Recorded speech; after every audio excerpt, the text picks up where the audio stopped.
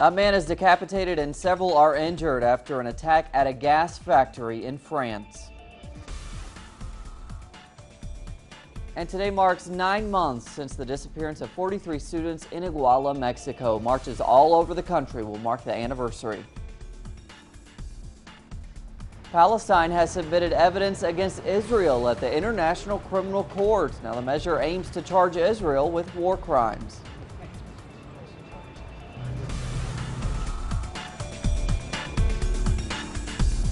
Good morning, everyone. Happy Friday. I'm Cody Weddle in for Ray Gomez this morning. Today marks 9 months since the students from the Ayotzinapa Teachers Training College went missing in Iguala, Mexico. Relatives as well as social and human rights organizations will march in Mexico City and other cities around the world to demand clarification on the case. There will also be what's called a cultural marathon of 43 hours there in the capital. Teachers of Guerrero will join the demonstrations. They are protesting against President Peña Nieto's education reform and against the impunity ruling. We go to Ecuador. While a national debate is underway in neighborhoods and public spaces there in the country on the inheritance tax bill and law for capital gains, the opposition there continues marches across the country. Guayaquil's mayor, Jaime Nebot, organized a massive protest in his home city. He is one of the most ferocious critics of the new laws. He has used social media and commercial ads to convene for the marches. He has even warned against the use of what he calls class warfare. Now, many think these protests are an effort to slowly delegitimize the government of President Rafael Correa. Our correspondent Liz Sherfius now brings us more from Quito. Despite the government's call for a national debate on the inheritance tax, capital gains law, and the state of the citizens' revolution, right-wing politicians continue mobilizing Ecuadorians to protest against the democratically elected government of President Rafael Correa. Mayor of Guayaquil, Jaime Nebot, has called on the city to protest, and in Quito, member of the National Assembly, Andres Paez, and others of the opposition continue to call protests over these bills, which seek to redistribute the country's wealth. Ecuador is a country where 2% of citizens own 90% of all businesses, and Nebot himself has said that he is part of this privileged percentage. This means that if we want to break with these historical conditions and unacceptable structural issues for a country, we need to think in distributive measures. Now it is evident that this needs to be a part of a consensus. The results of the nationwide debate will be evaluated on September 15th, and it will then be determined how they will be modified and if they will be resubmitted to the National Assembly. Instead of participating in the national debate, which is taking place in neighborhoods and in forums across the country, the opposition is continuing to protest in the streets, demanding that the bills are discarded and for a change of government. This great oligarchy we have is small in numbers, but it is powerful in terms of the economy. They are the ones that do not want the debate. They want a different president who will be loyal to their interests. While the opposition is refusing to discuss the bills, social movements and government ministries are moving forward with the national debate, hearing the positions of citizens on these bills and other government policies, and working towards achieving a national consensus. Liz Sherfius, Telesur, Ecuador.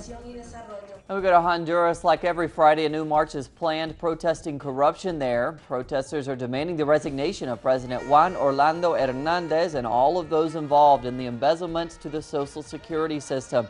Now, in spite of the government having called for a national dialogue, leaders of the more popular sectors, social organizations, and journalists keep being attacked and even killed there in Honduras. The Panamanian dictator Manuel Noriega has asked for forgiveness from his country for the crimes committed under his military regime. Now, his regime culminated in the 1989 invasion of his ally, the United States. His declarations came from prison. Que pido perdón a toda persona. I ask for forgiveness from any person who feels they were offended, affected, damaged, or humiliated by my actions or those of my superiors in the carrying out of orders or of my subordinates during my time of when I was in charge of the civil military government. En ese mismo estatus y en el tiempo de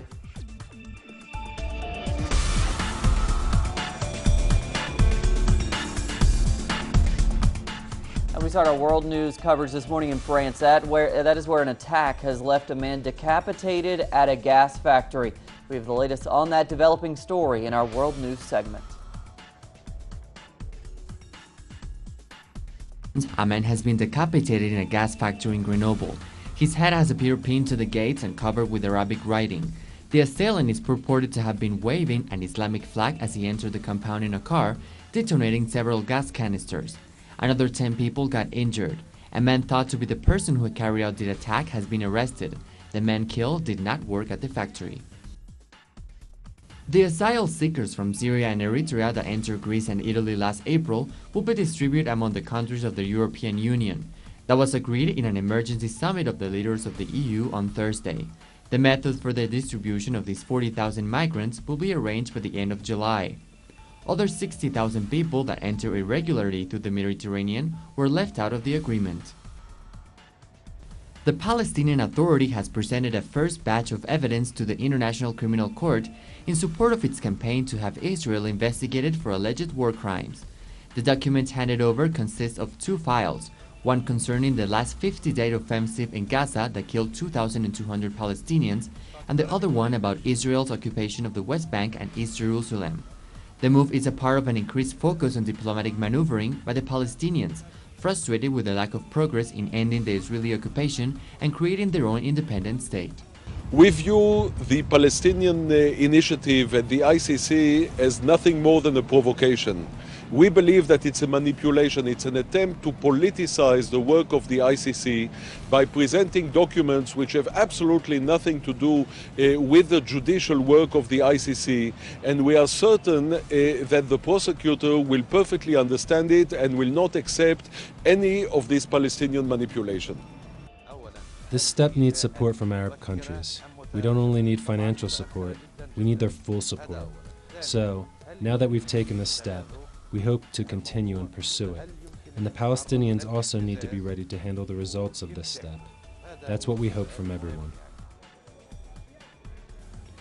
The United Nations Security Council has urged Saudi Arabia to lift the blockade on Yemen. The agency has released a statement saying that commercial cargo ships carrying food, fuel, and other vital supplies must be allowed to reach ports in the country. A Saudi-led coalition of Arab states has been bombing the Iranian-allied Houthi rebels since last March. They aim to restore Yemen's elected president Abderrahman Mansour Hadi exile in Riyadh.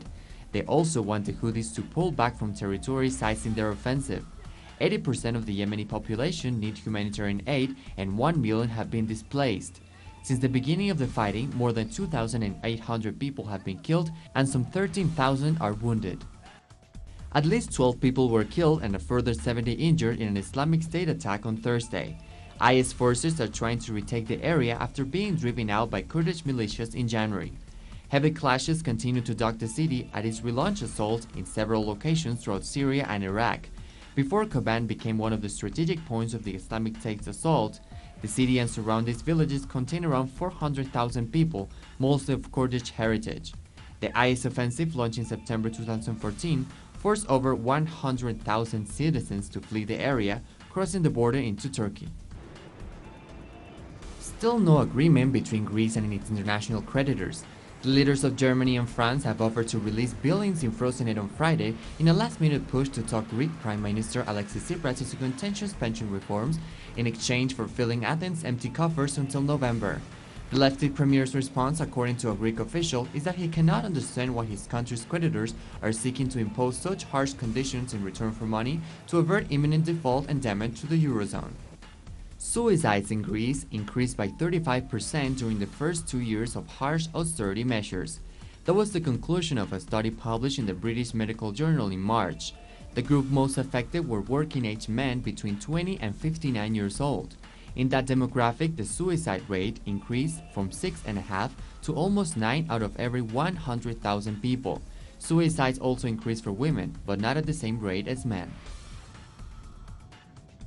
And in Myanmar, the parliament has voted against several constitutional amendments.